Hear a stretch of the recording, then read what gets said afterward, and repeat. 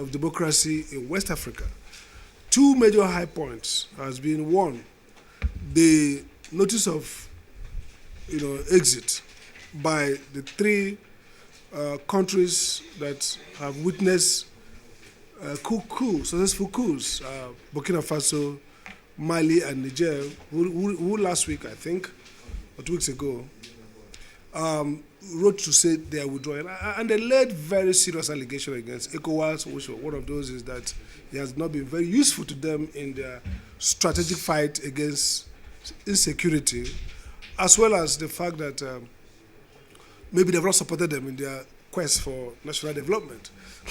Even though Ecowas has responded that, look, the process under Rule 91 requires a year notice, but essentially they're saying we're not coming back. The second significant development is the postponement of presidential election in Senegal by Macky Sall, the president. This is very worrisome because two factors. His tenure ought to end in a few months, and without the presidential election, there will be no succession. And so the news coming from Senegal is that maybe there will be a likely extension, unconstitutional extension of his tenure. And this is the backdrop to the fact that he had struggled to amend the constitution, rather, to have another tenure, basically like a tenure elongation, and it wasn't successful. So maybe through the back door. So we've seen massive protests in the streets of Dakar.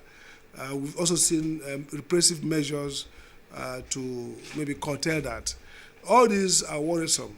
For us, the Abuja School and the Safe Democracy Group West Africa considers the travel of democracy in West Africa as serious because of three factors. One, the West African sub-region is probably the poorest part of the world, as it were. Most of the poorest countries in the world, or some of them, if you look at the top 10, you see 1 or 2, 3 coming from West Africa.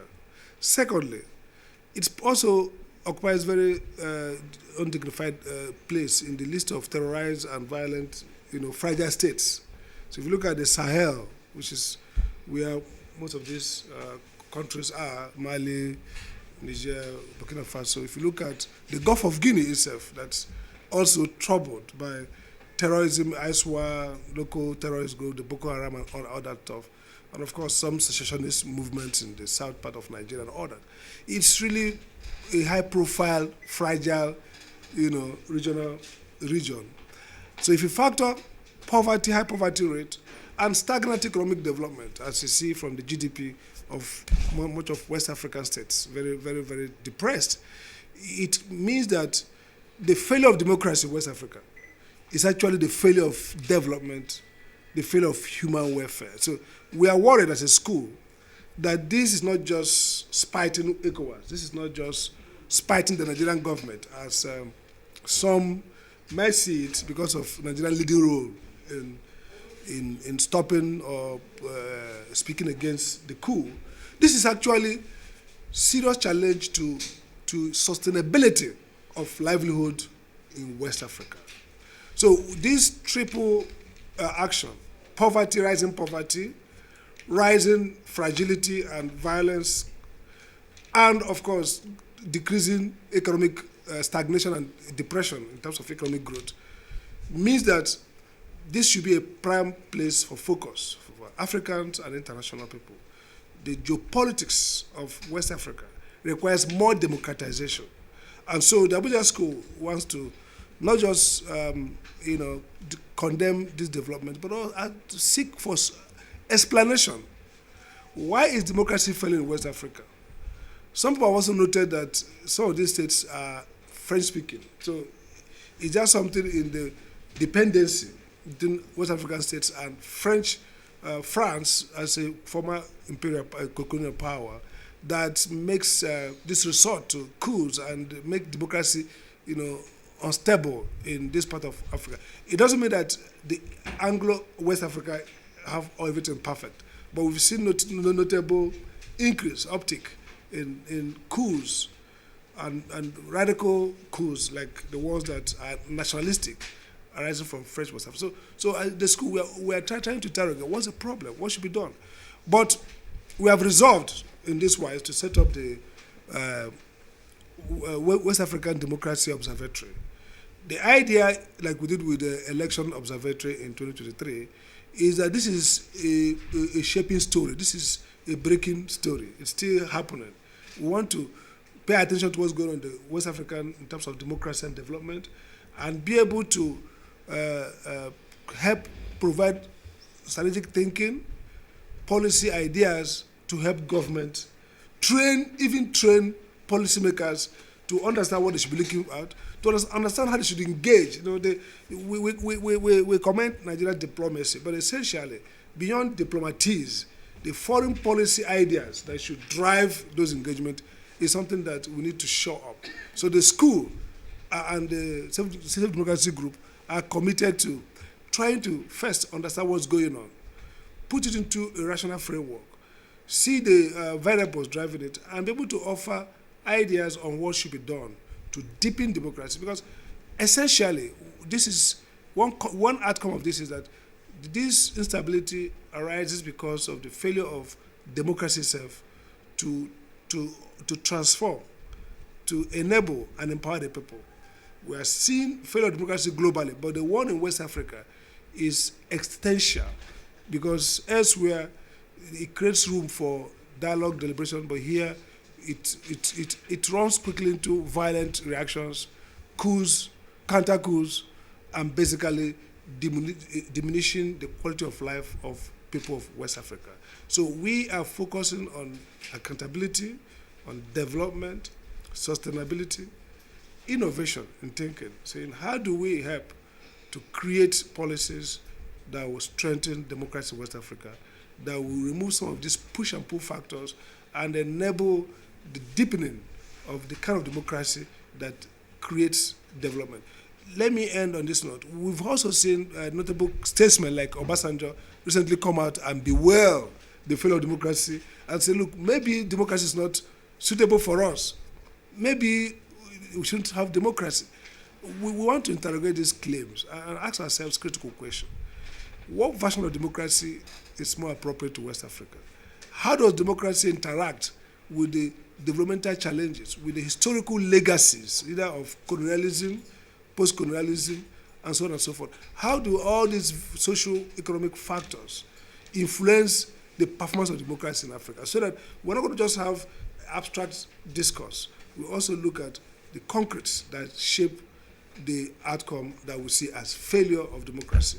So once again, I want to welcome all of us and to highlight that this is part of our Democracy in West Africa Observatory, which is a platform for us to continually assess, analyze, and intervene to strengthen democracy in West Africa, and to also strengthen Nigerian government's leadership of the Ecowas, because Nigeria stands to benefit a lot from a stable Ecowas and stands to lose more from a destabilized West African subcontinent.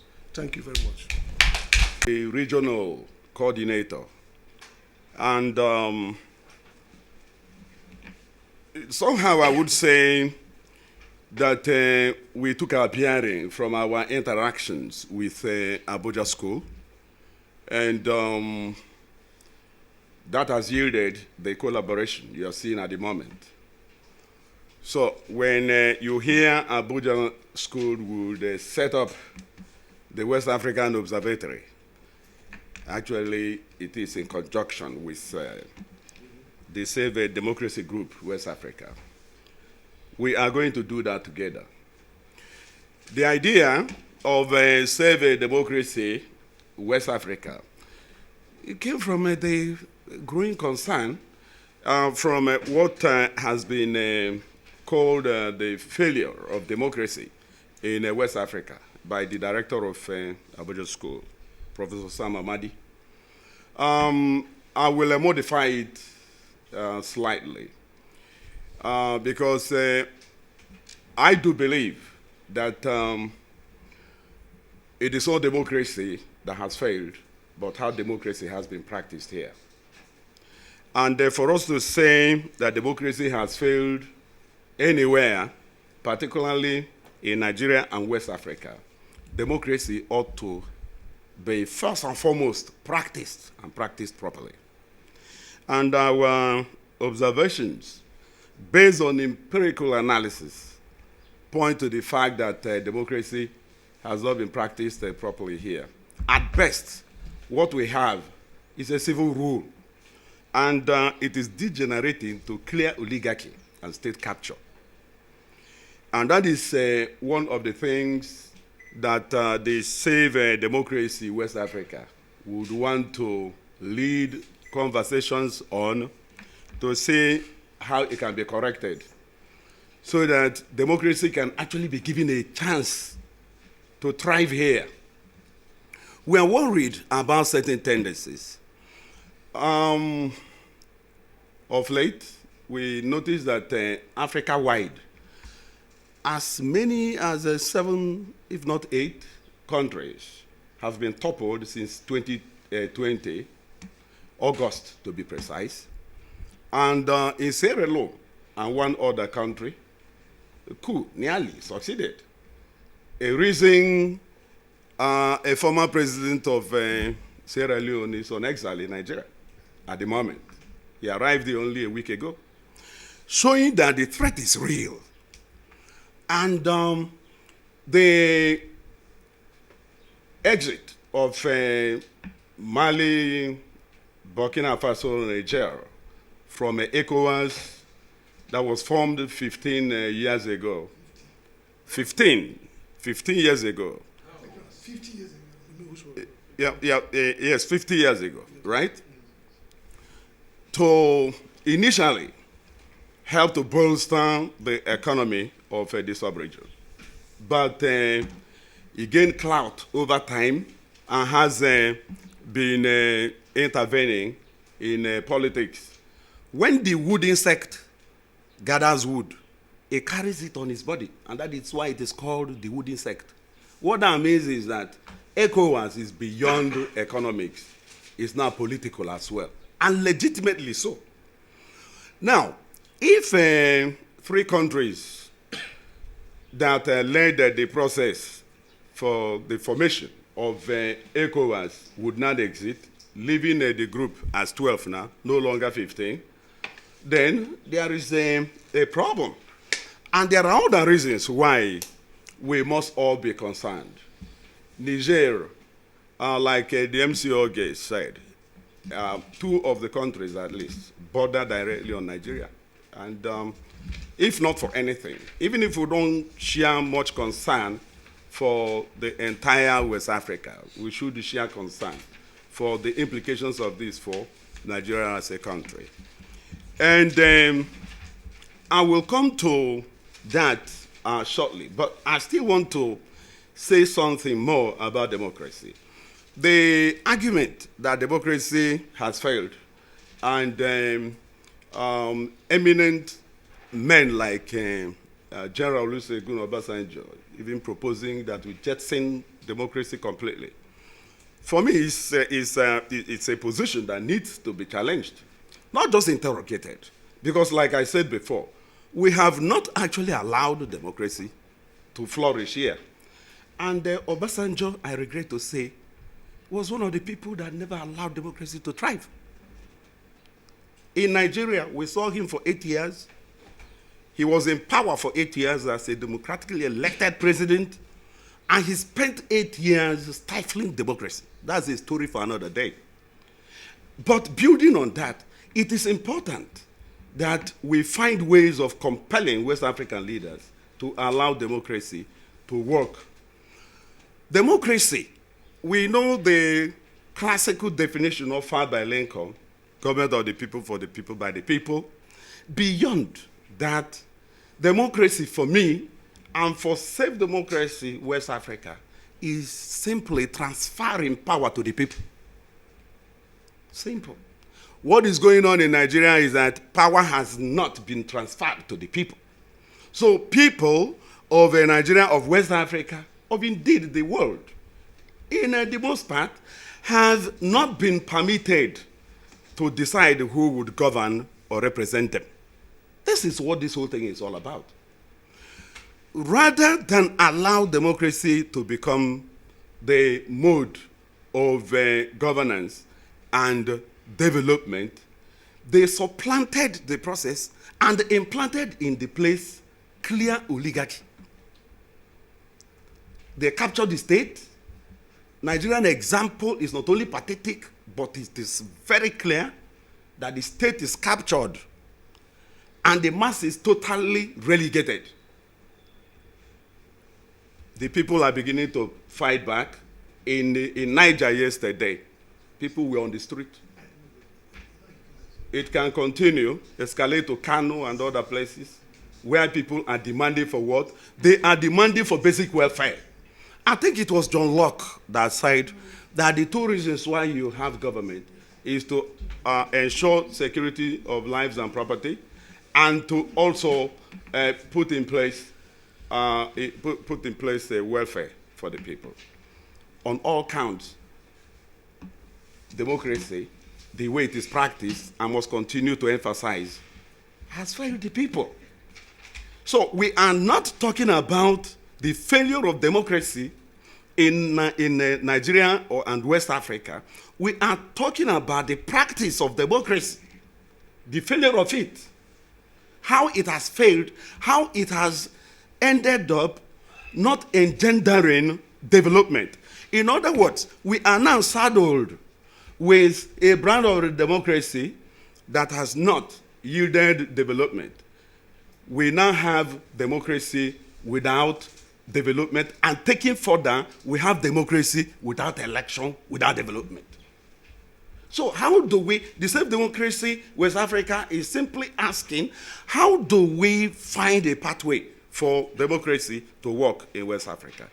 How do we help to move power back to the people so that the people can decide who will govern them?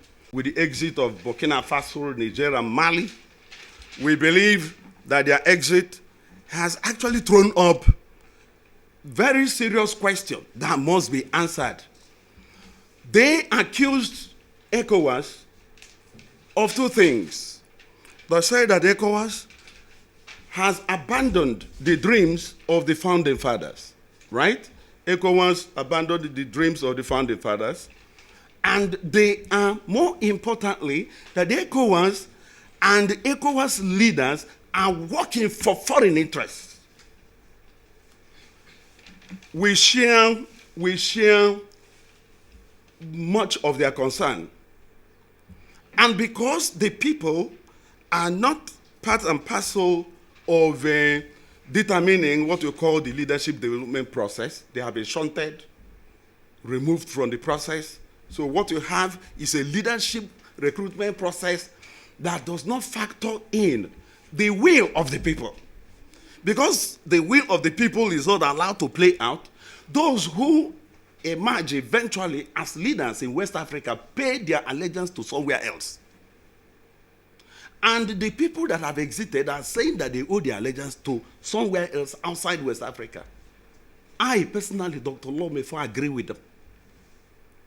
And I do think that we should, as a way of rounding off, we should, as a matter of urgency, understand that if we allow democracy to collapse completely in West Africa and welcome the return of military, we do not think that the military is an option. Go away with this, every stakeholder that came to this place. The essential need to have this hub, it is more than a communication hub. It's equally a hub where you can share policy ideas. It's a hub where you can build some momentum for preventive diplomacy. It's a place where you can gather data that could help with early warning and early response. The key thing about democracy in West Africa and the key challenge facing West ECOWAS today is the way the AU itself is even constructed. There are three key elements that is driving the AU. Apart from the authority of the African Union heads of state and government, at the practical level is one, NEPAD, the New Partnership for African Development. Second is the peer review mechanism. and most crucially, the Political Affairs Department, under which is domiciled the Peace and Security Architecture. So the Continental Peace and Security Architecture is like a canopy enveloping the entire continent, under which you have the regional communities. And the most, before this disintegrational process is now in West Africa, the most powerful regional community in AU is Ecowas. Essentially because of the robust energy displayed in the late 80s and 90s in managing the peace in a conflict situation in Sierra Leone and Liberia. So for ECOWAS to be weakened today, considerably will weaken AU in the long run. Because AU, in this part of being a club of 54, 53, 54 countries, is actually a club of the regional communities. If a regional community like ECOWAS is weak in terms of democratic backsliding, emergence of imminence of coup d'etats, and then, splintering along this axis of three countries pulling away, is a wrong signal and a bad signal for AU. The challenge will be one, failure of early warning. ECOWAS has its own brand of peace and security infrastructure protocols that could have nudged somebody somewhere that in the past 1, 2, 3, 4, 5, 10 years, something has gone wrong with managing this infrastructure, managing this institution. And Nigeria is key in that. The ECOWAS Secretariat is in this country. ECOWAS Parliament is in Nigeria. ECOWAS, Court of Justice is in Nigeria. And Nigeria, of course, is implicated with 70, possibly more, % of the funding of ECOWAS. So ECOWAS is actually our brainchild in a sense that Gowon was instrumental in the formation of ECOWAS in 1975. And in the mid and late 80s, if you recall again, a certain Bolaji Akinyemi, who became foreign minister, came with this construct of the concert of medium powers, which is sort of Babangida, that the global powers then arranged in the bipolar ideological divisions of the East and the West cannot manage the entire globe. So you need the medium powers there to fill in the gaps at the regional level and the sub-regional level. Nigeria should step in and play that role. That's how Nigeria got involved with ECOMOG. And it could become a template for the world, for the UN peace enforcement and peacekeeping operations. Now, ECOWAS is now caught on the back foot.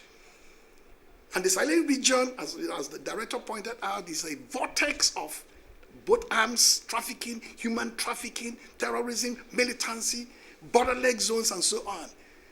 So it is incredibly important that we live in a moment today where democracy is suffering a setback. At the same time, the regional communities are probably suffering some stresses. Two things quickly, and that is final for me. One, if we can situate the West African, democracy observatory, like a watch, have human rights watch. You have the observatory behind in Syria. He did a lot in the early days of the civil war in Syria. So that observatory is going to be the hub around which you build a whole lot of data. So it is a whole lot of data. That means if you have a very important observatory, then you have one, pulling data on security, pulling data on early warning, pulling data on policy, and then feeding the multi-stakeholder group. Is it the authority of the heads of state? Is it the authority of the Economic Commission? Is it the nation states involved in ECOWAS? The observatory is going to be at least issuing out statements on policy, briefing notes, conducting all manners of engagement with different stakeholders. So at the end of the day, the conversation will not be an abstract one on the meaning of democracy and practice of democracy, but much more functionally on how democracy can thrive in West Africa and how the regional body, ECOWAS, can reassert and reanimate itself and possibly bring back the three countries that have actually set out notice of wit back into the fold. If you accomplish that, the observatory, and then preventive diplomacy at the multi-track level, and then get back these three countries into ECOWAS, we can leave the blame game down the line on who actually is implicated in how democracy nearly collapsed in West Africa. So thank you for listening. Thank you very much, Prof.